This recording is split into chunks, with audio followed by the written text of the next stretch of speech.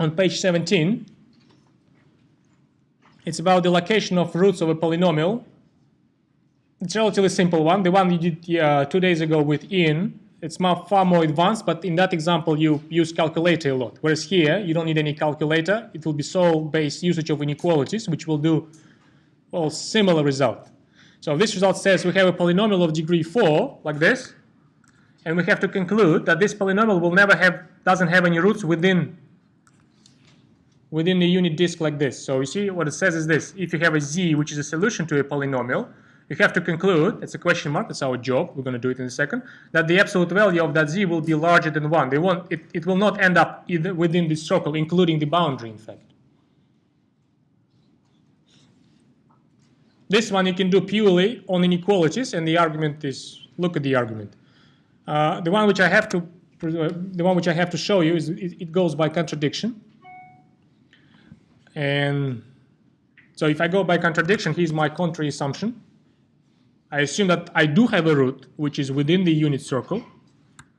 Now I argue like this. Look at this. If I take the absolute value of my polynomial at this particular value, which is the absolute value of, that's the absolute value of my polynomial, I'll do it like this.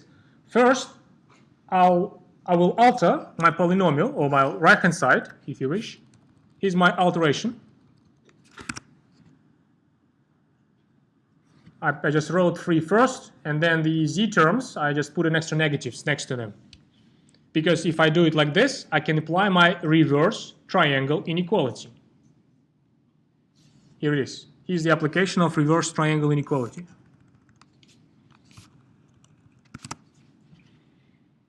Absolute value of a difference of two complex numbers larger than the absolute value of the difference of the numbers themselves. Well, the exact reverse triangle will be with the extra, what does it say here? Yeah. So we use this reverse triangle. Well, the canonical way the reverse triangle inequality looks like this. We just do it canonically. It will be absolute value z, take absolute value w. That's the canonical version we just proved. Here's the canonical version we just proved, but this one is just an extra thing, because we know that the absolute value of the real number always larger than the real number itself. It's like an elementary observation. So if you take this extra observation together with the canonical form of the reverse triangle inequality, you will see what I just used here. Now, next thing I'm going to do, well, these negatives, look at this, they don't affect the thing, so I can now remove these negatives. And now I'm going to make this argument. Listen to this. I'm going to look at this absolute value, and this time I'm going to use the triangle inequality for that. So if I use the triangle inequality for this absolute value, I can say that this one doesn't exceed the sum of individual absolute values. Each of them, by my contrary assumption, is like this, so the whole thing doesn't exceed 2. Here's the place where we use my contrary assumption. Now, listen to this now. If I have a difference of two positive numbers, in fact, they're positive here, this absolute value is a positive number. If I replace the second number with the larger, the difference will go smaller. Do you agree with that?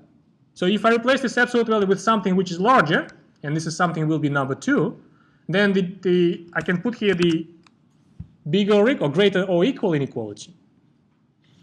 And this is 1.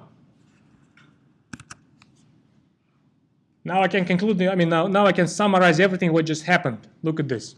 We took the contrary assumption that the root ended up within the unit circle, and from that assumption, we concluded that the absolute value of p of z is greater or equal than 1. So it cannot be 0, can it? How can 0 be an absolute value greater than 1? That's a contradiction. So my contrary assumption actually false. And that's why this question mark is gone.